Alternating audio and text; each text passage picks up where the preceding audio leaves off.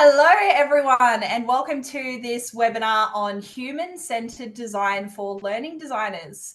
We've got the Bella Vista Studios team, minus Kim here, myself, Hannah, and Victoria, and we are human-centered designers at Bella Vista Studios.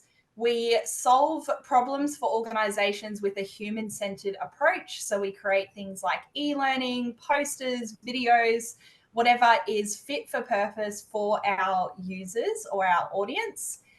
The intent of this webinar today is for you to learn about human-centered design and also hear about our human-centered design cohort, which is very exciting and starts this upcoming Monday, the 16th of October.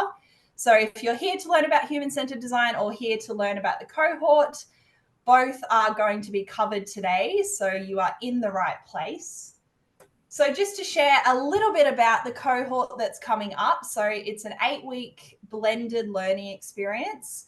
You get access to an online course where you learn all about how to apply human-centered design to your projects.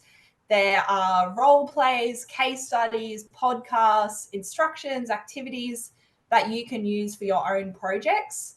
There is also a playbook that you can use that has all of the activities that we use as a team at Bella Vista Studios. So things like user personas, user interview templates, user observation templates, user testing, lots of activities that you can use and that work for us and our team and lots of other people that have gone through our cohort. There is also group coaching, so you get to hang out with others in the cohort, hear a little bit about their projects, hear us solve problems for other projects. You get help with your own project that you're working on. So it's a really great vibe and energy where you can learn about the process with others. And you also get personal coaching. So that's time for you to get your specific questions answered or to get support for your project. So it's an epic opportunity. We get incredible feedback on it and highly recommend checking it out. There will be, if you're watching the recording, there'll be a link for the cohort in the description of the video that you can check out. So this session is interactive, but for those of you who are watching the recording, we'll be answering pre-collected questions. So we'll be going through those questions, but obviously you can unmute and send your question in the chat if you have a question. Just a reminder that the questions are focused on human-centered design for learning designers. So if we can keep the questions specific to that to keep us on topic, that would be great. Before we get into the questions, I just want to share a little bit about what human-centered design is. You may have some knowledge of it or you may be completely new, and that's fine. So what human-centered design is, it's about putting your learner and the person that you're designing for at the heart of every decision that you make as a learning designer. So when you are given a training project, you have a goal that you need to reach or a problem to solve. And in order to reach that, your learners need to do something differently. And in order to get your learners to do something differently, we believe that you really need to understand them. So understand what motivates them, what tools they have access to, what's important to them, whether they actually know how to achieve the goal, what their environment and their day-to-day life looks like. And if you can understand the human being that you're designing for, then you're much more likely to create a solution that will change their behavior, and then you meet your goal. So it's a win-win. You create a solution that's great for the learner, and you're also much more likely to reach your goal because you create a solution that actually engages them and is designed for them as a human being. So it's an incredible process. It works so well for learning designers, and it's what we use for everything that we do at Bella Vista Studios, and it's brought us a lot of success. So that is what human-centered design is. Okay, so I think we'll get into the questions now. Victoria is going to be the question gal, and she's going to be asking me questions that have come through and questions that we've received from the community. So I'll hand over to you, Vic. Your first question is, how does human-centered design apply to adult learning? So human-centered design helps you to design better adult learning. But when it comes to human-centered design, it's not about putting adults into one broad group. Human-centered design enables you to actually empathize with the individuals that you're designing for. So rather than just creating learning that's good for adults, using human-centered design helps you to actually look at your audience and make some adjustments and customize it so it's fit for purpose for them. For example, if you're designing for truck drivers or outdoor workers, the way that you use your language and the sort of activities that you design might be different for someone who's in an office all day and has access to a computer. So it's just an example of they're both adults, but when you use human-centered design, you can create totally different experiences depending on who that person is. So that's how it helps with adult learning. Cool. Thank you. Someone has asked, I need to get better at the why. Does the audience need to attend this training? What is your advice? So human-centered design is incredible for this. So just to give some context, the why is about like, why would people want to do your learning experience? You can create the greatest experience that's got all the bells and whistles, looks really cool. But if you don't understand why your learners would want to complete the learning experience, it is unlikely that you'll get engagement from them. So some of the things that we do, we run user interviews with our end users and workshops, and we ask them questions to find out what's important to them. So you could be asking them, like, what does your day look like? What's important to you to achieve in the day? It could be things to do with their job. It could be to do with their personal life. For example, they might say, it's important for me to leave work on time to pick up my kids. Or it's important for me to be friends with my colleagues and actually enjoy my day with them. And by understanding those things, you can link that to the problem that you're solving or the goal that you're trying to reach. So I've got an example here. So let's say that you're designing a cyber safety course. So you're trying to get your audience to be more cyber safe in their role. An example of a non-human centered opening to the course would be saying to them, it's important that you learn how to be cyber safe at X organization. You'll learn how to protect yourself from hackers and create safer passwords. So that's great. It tells them about what the learning experience is going to be about, but it doesn't actually show them like how it's important to them. Like, why do they want to create more secure passwords? They don't actually understand why that's important to them. They're basically just doing what you're telling them to do. And that means they don't have that intrinsic motivation to actually do something differently. They might not focus on the learning. They might not put effort into understanding it, and then they potentially won't do anything differently. So what we would do through a human-centered design process is we'd find out what's important to them and tap into their motivation. So a human-centered example of an opening for a cyber safety course would be, do you want to protect your data and the data of your colleagues and customers? Do you want to avoid identity fraud? So it gets them thinking like, shit, I don't want to go through that and have someone steal my credit card, or I don't want my customers to like lose their personal details. Or do you want to avoid being responsible for a cyber breach? So it gets them to think, oh my God, if I was the reason that there was a cyber breach for the organization, how would I feel? That would be it'd be embarrassing. Like, I'd probably get in trouble. I might lose my job.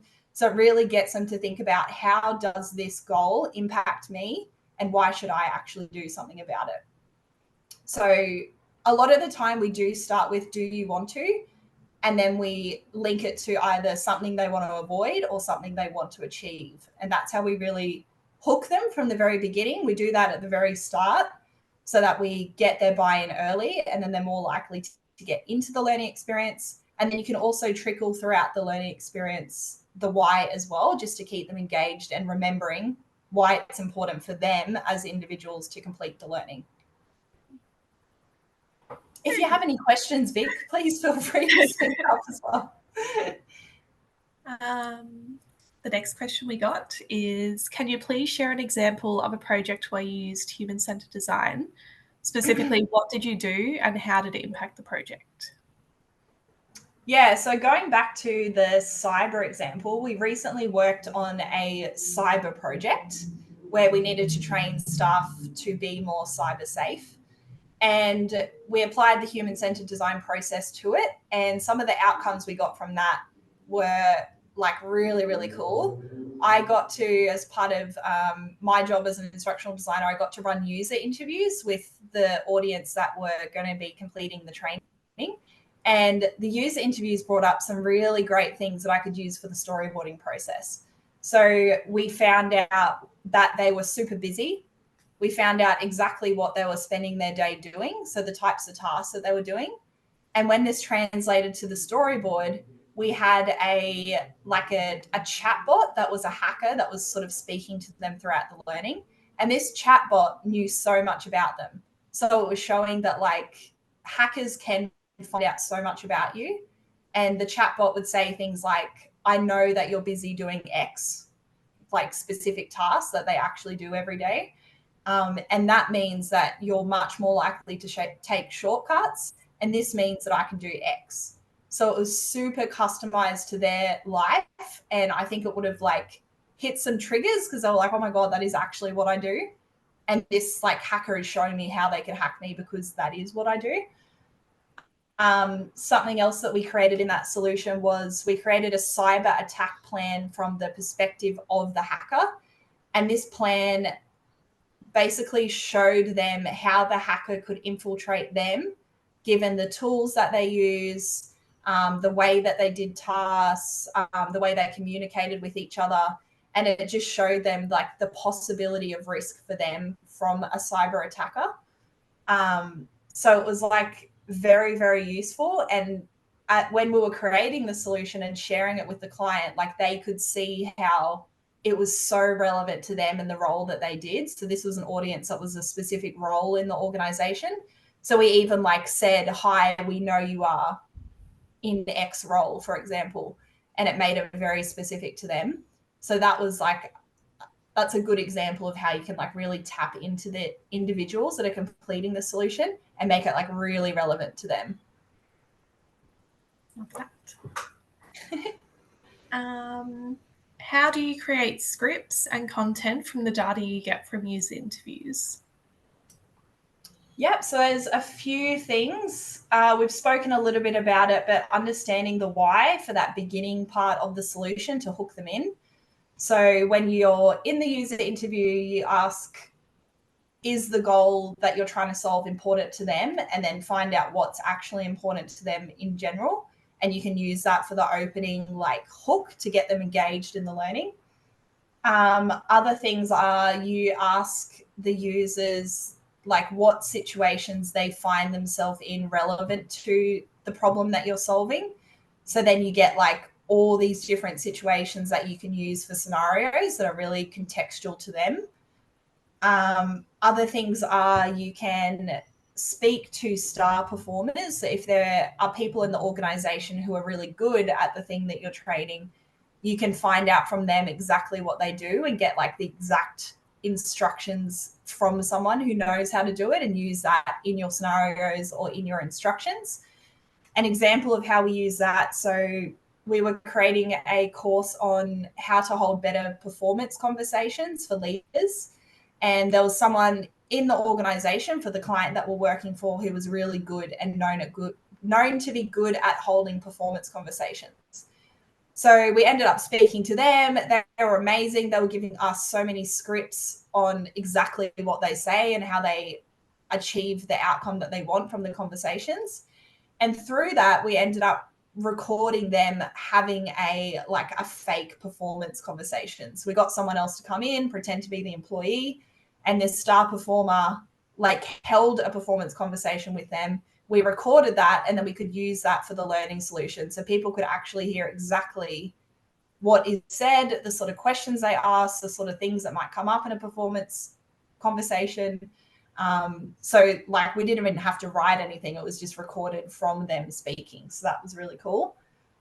Other things is when you're talking to your users about certain situations that happen, this is really good for scenarios.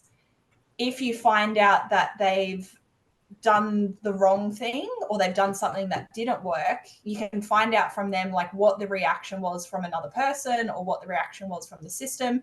And then you can use that as realistic feedback.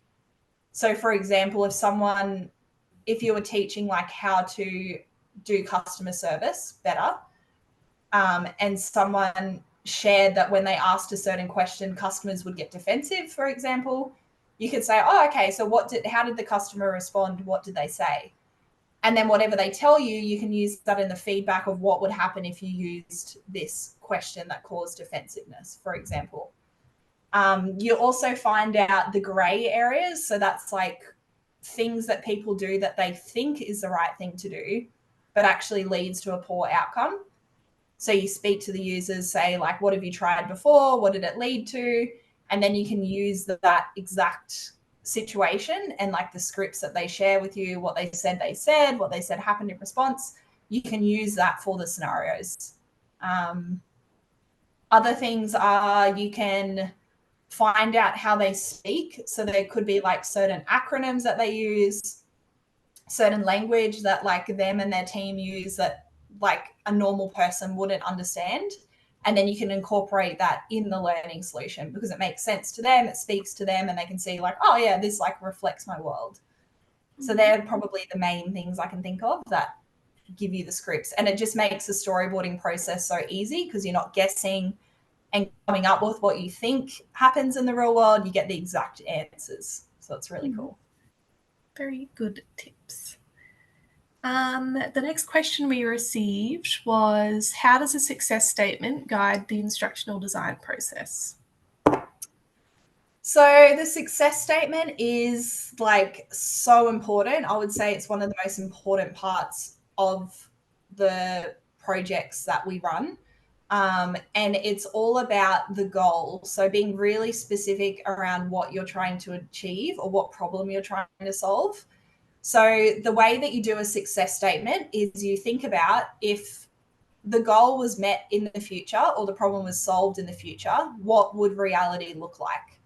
So an example is all IT staff apply cyber habits by pausing, looking for cyber threats, questioning what they find, and sharing what they learn with their colleagues.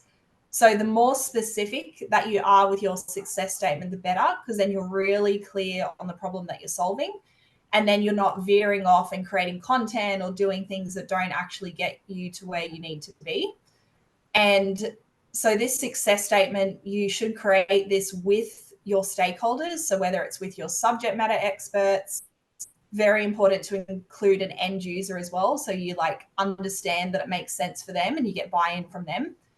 And then once you have this success statement, everything that you do throughout the project should meet that success statement. And it sort of like protects you as a learning designer. You don't get given like extra content that you need to add last minute, or you're not making decisions where you're like, it doesn't really make sense, but this stakeholder wants this in there, so now I have to add it. And if someone, say, for example, a subject matter expert comes to you at the very end of the process and says, hey, like I've got these like 2 documents and we need to add those to the learning experience. So rather than thinking, oh my gosh, how am I going to like add this now? And like, where does it fit in? You can ask that stakeholder, how does adding these 2 documents help us to meet the success statement? And then if they can't answer how it helps you to meet the success statement, it's not fit for purpose of the solution. And that's good for you because you're not adding something that's not necessary and therefore thinking like this solution is not going where I want it to go. For the learners, they're not spending time reading something that is not actually necessary. And they will notice that, like if they're reading things where they're like, oh, they've just like thrown all this content in here, it's not helping me. You're going to like lose their respect, and you're also going to make it a lot harder for them to actually change and do something different. So it's almost like a protection for you. You can always, for any decision that you make, for anything that a stakeholder requests you to do, just always ask, how does that help us meet the success statement? And that will keep you on track throughout the process and make your life a lot easier. So 100% recommend like creating a success statement for every project that you do. If you want to learn more about it, we've got lots of YouTube videos on the Bella Vista Studios YouTube channel on how to create a success statement and example. So definitely check that out. Thank you. The next question is, do you feel like you spend more time on a project as a whole from using human-centered design? No. So the first thing is you don't have to, there's lots of human-centered design activities. So you could be creating personas, running user interviews, running observations, running brainstorming workshops. But the thing with our human-centered design process is that you don't need to do every single activity. So even doing one activity, so spending, say, 15 minutes on sitting down, empathizing with your audience or your learners and thinking about what their world is like and creating a persona for them, takes 15 minutes. Even doing that will have an impact on your learning solution. So I don't know. Yeah, I think sometimes people could think like they need to do everything or it's not worth it. But even if you do one small part, it can make such a difference. And the other part of that is when you apply a human-centered design process, sometimes the amount of content and the workload that you have can reduce, because human-centered design helps you to focus on what's actually important. And you may end up getting rid of lots of information, lots of content, activity ideas that don't actually need to be added for the human that you're designing for. So an example is if you were creating a course on, let's say customers were coming to the organization saying that it was taking too long to meet their needs over the phone when they were asking for like information from the system or they needed something to happen.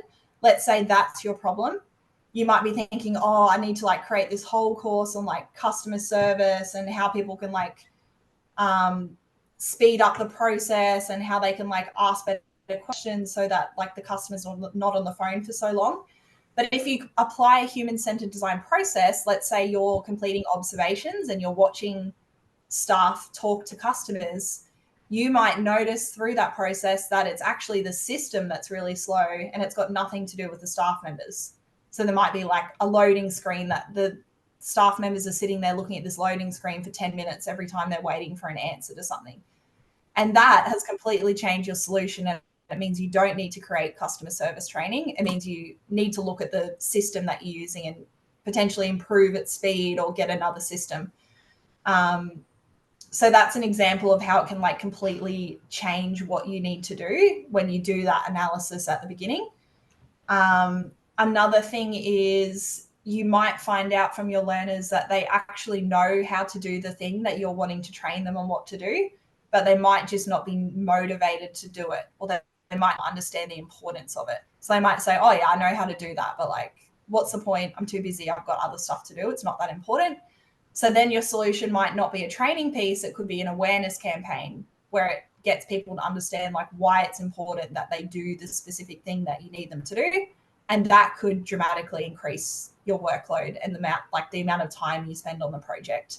So human-centered design reveals what you actually need to do.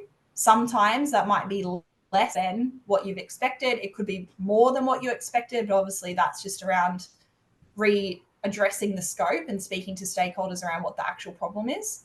But yeah, definitely if you just want to like start out and have a go at using human-centered design and you don't have time to completely revamp your process, check out our YouTube channel, our human-centered design playlist. There's videos on how to complete a persona, which only takes like 15 minutes, and videos on all the different activities you can use. So you can just pick one of those activities, experiment with it, and just use that one rather than adding lots of additional time. So definitely the answer to that question is no. It doesn't always add time. Thank you. No worries. And the last question we got is, what if I do not have a project for the cohort?